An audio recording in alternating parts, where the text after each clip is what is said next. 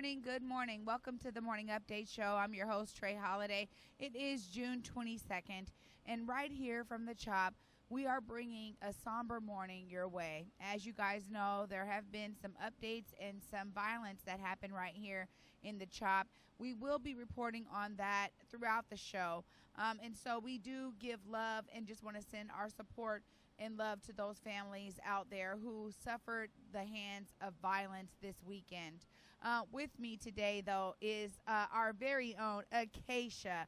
Acacia, thank you for joining me today. Yeah, thank you for having me. I'll be filling in for O while he's temporarily out of town. Yes, absolutely. We know O's been working really hard on the ground. I know we have a piece from him later on today in the show as well, as he was giving some updates. So looking forward to seeing those updates as well. Acacia, you know, there were some shootings that happened. Let's get into it a little bit. I know we have a clip. Yeah, so outside of CHOP, we've had a total of 4 shootings over the course of the weekend. 2 occurred last night. We have some footage from Joey Weiser and Eric Calligraphy talking right after the events that occurred last night. Can we go ahead and roll to that footage? That's what brought me out. Cool. Have you got any interesting stories?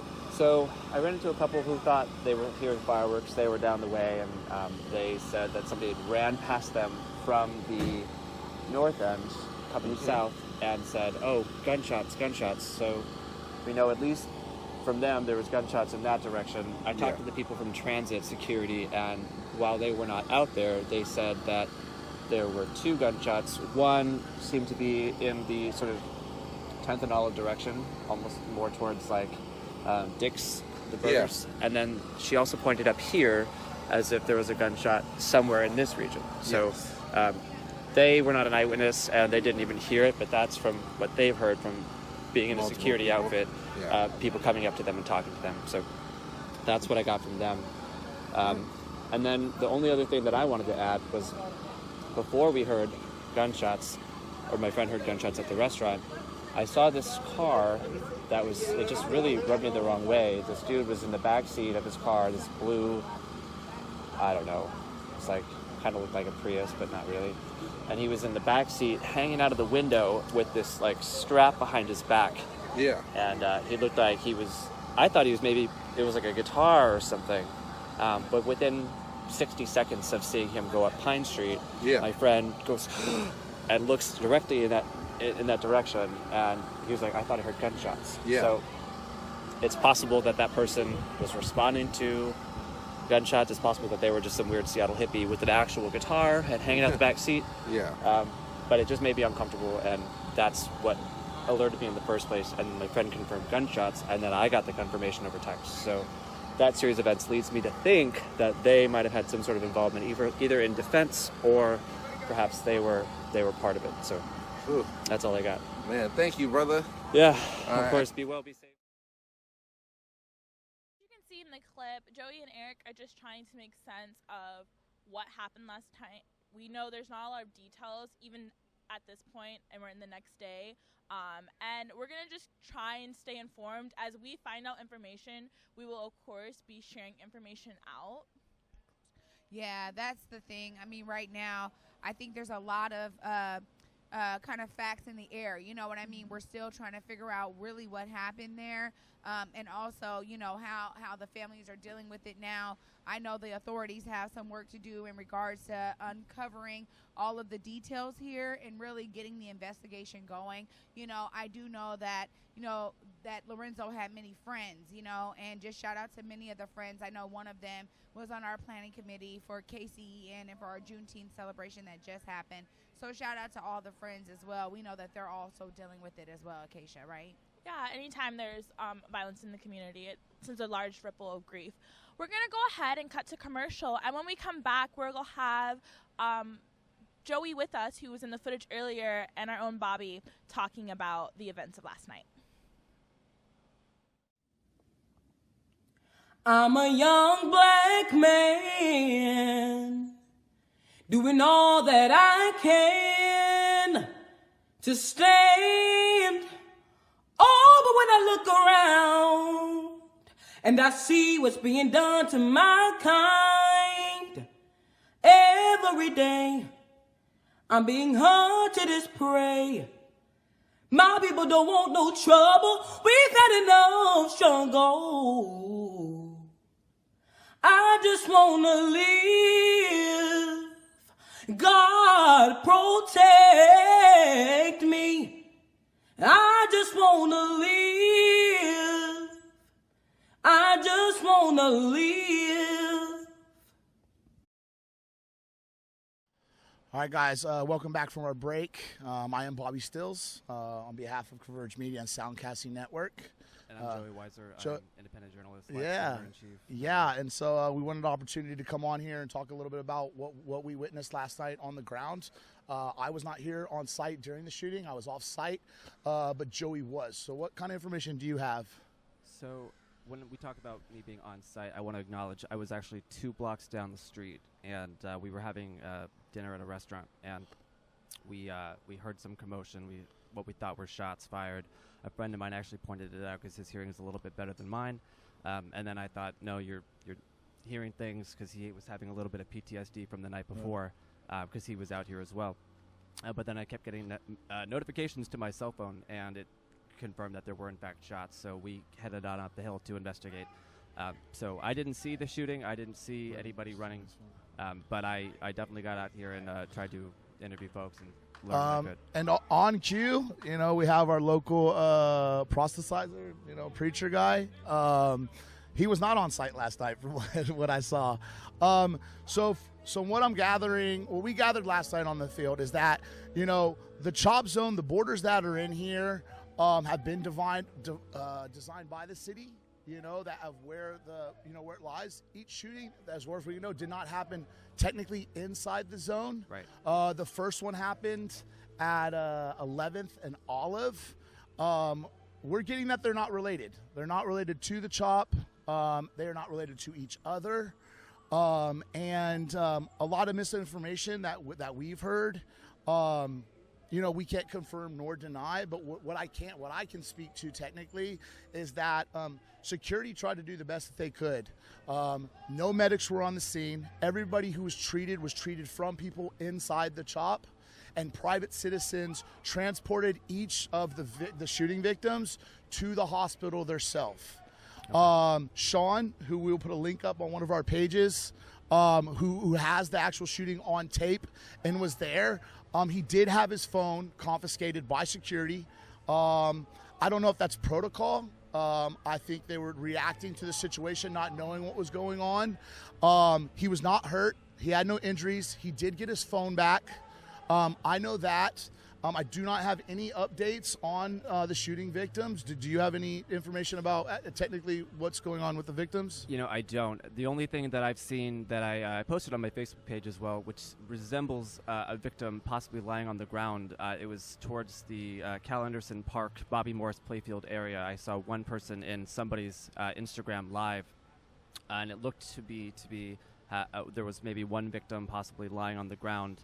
I don't know if he was shot there or transported there. I'm not even sure if he was the gunshot victim, to be quite honest with you. But there were a number of people that surrounded him, and you could hear audibly in the video folks shouting "medic," and it was, to my knowledge, the right around the time when the shooting supposedly occurred.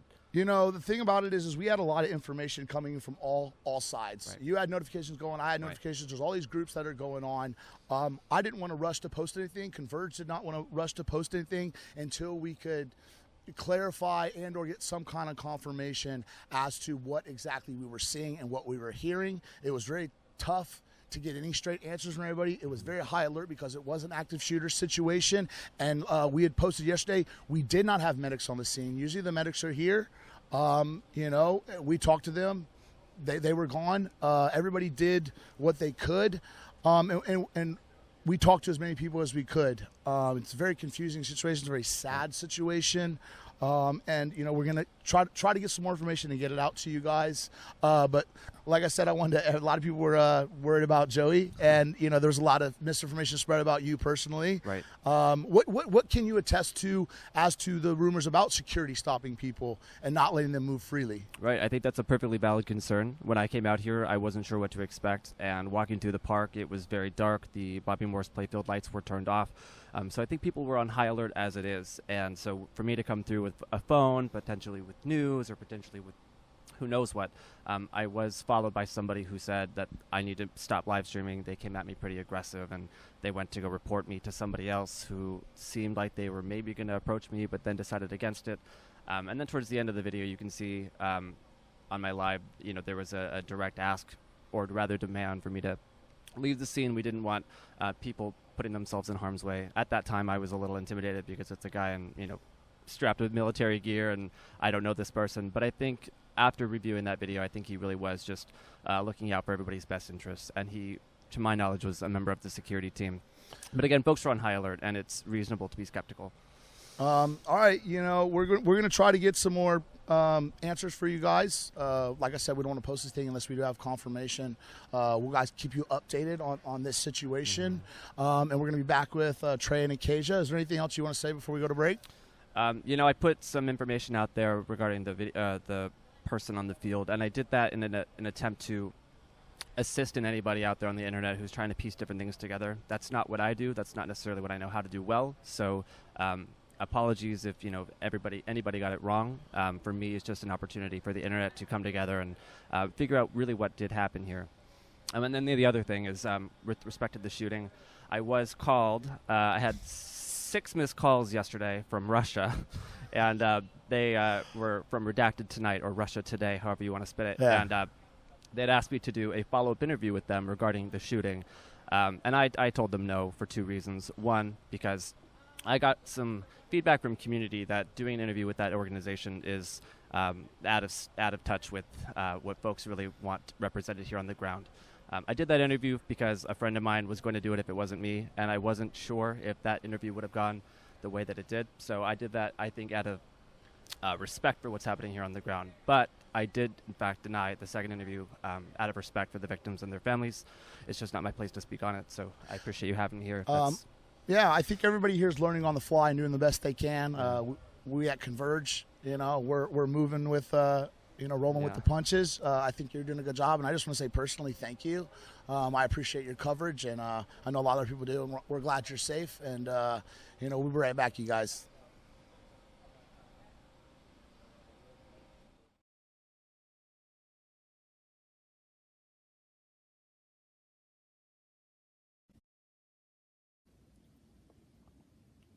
I'm a young black man doing all that I can to stand.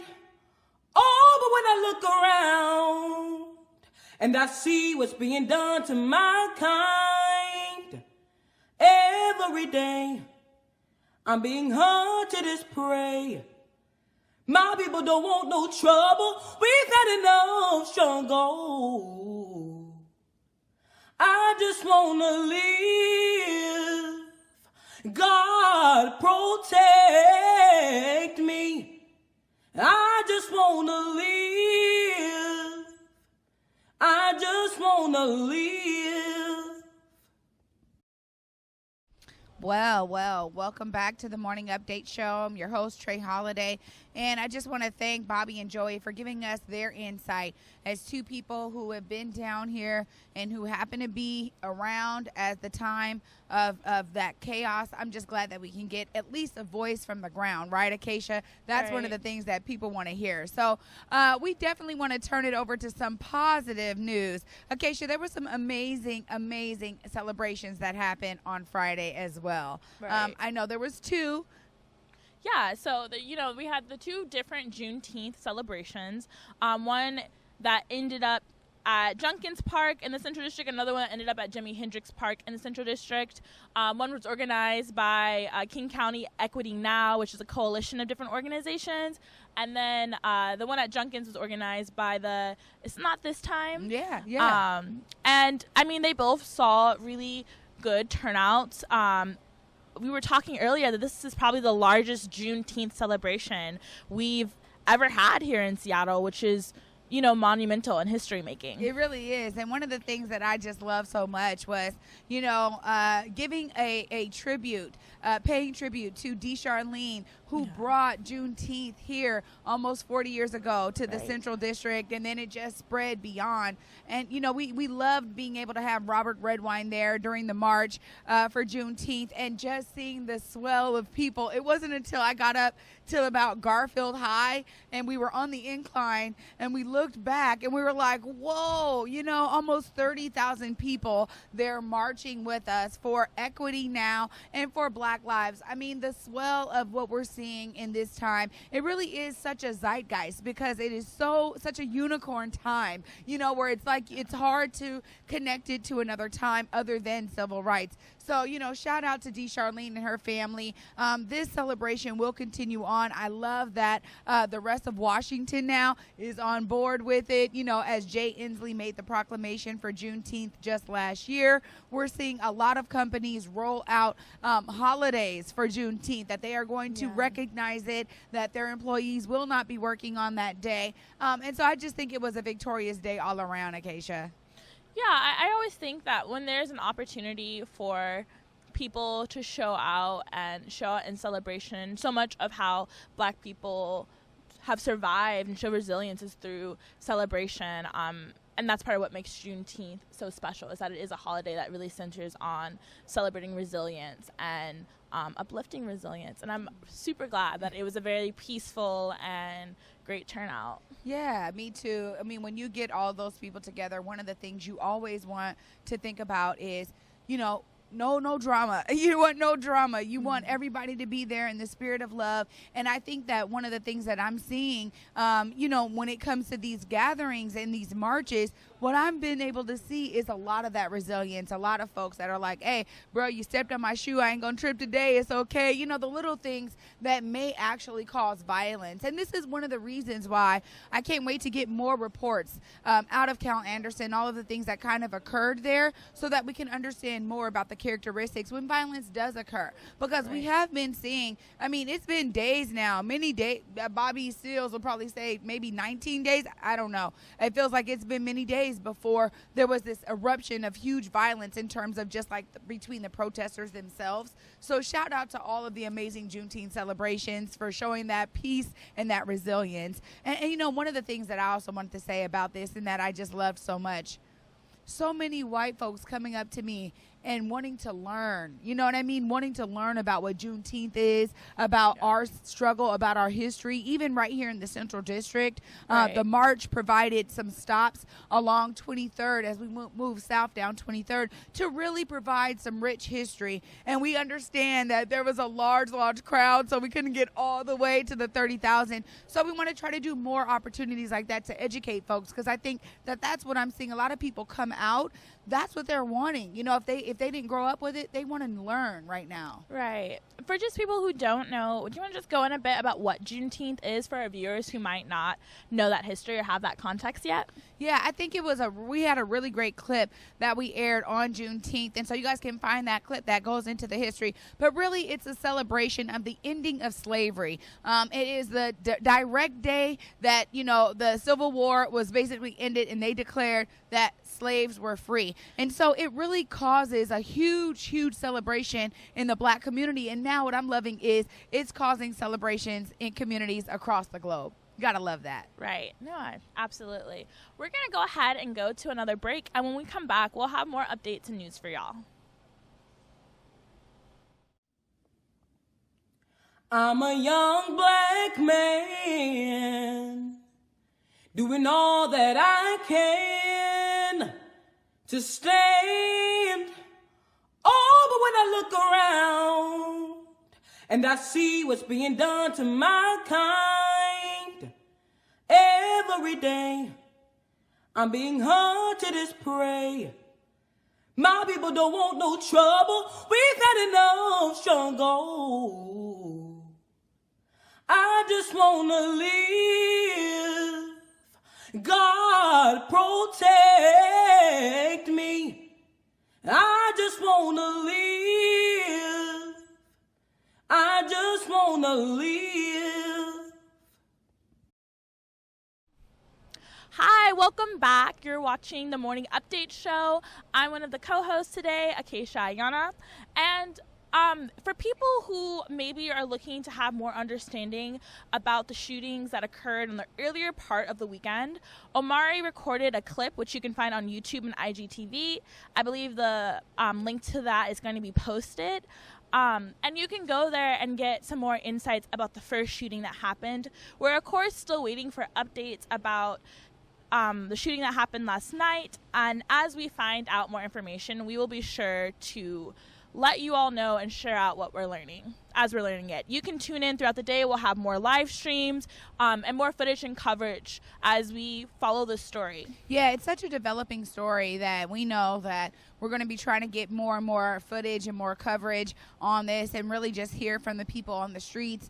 What do people know? And as the reports begin to come out, we'll be able to report more out in terms of that particular situation. And again, you know, hands up and all love to the families who are affected by this act of violence and multiple acts of violence. You know, we here at the Update Show, we send our love and our peace, you know, peace to those families, because right now that's really what's needed. Anytime any family is dealing with grief, you know, peace is what's going to help to restore that. And so we just want to send our love and light to you guys out there. Absolutely. And I think we're cutting our show short today. So yeah, that's all we really have for you guys today. When Omari gets back later on in the week, again, as we said, we'll keep on giving you guys updates as they develop and as we get them. Please stay tuned to ConvergeMedia online and on the stream. As you guys know, we have multiple producers who go out, and so you guys may see some more updates later on today. Yeah, absolutely. You all have a great morning. Yeah, you've been watching the Morning Update Show. We'll be back tomorrow at 11. Peace.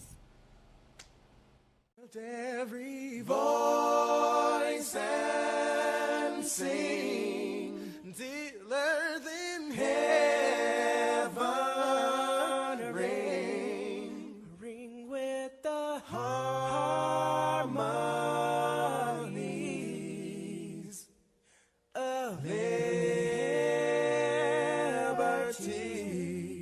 Let our rejoicing rise as the listening skies. Let it resound loud as the rolling sea.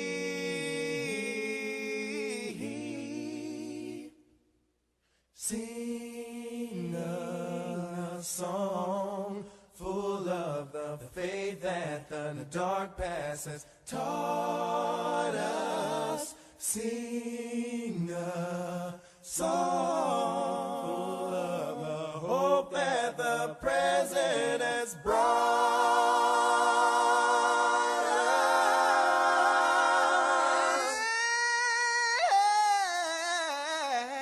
us. Facing the rising sun.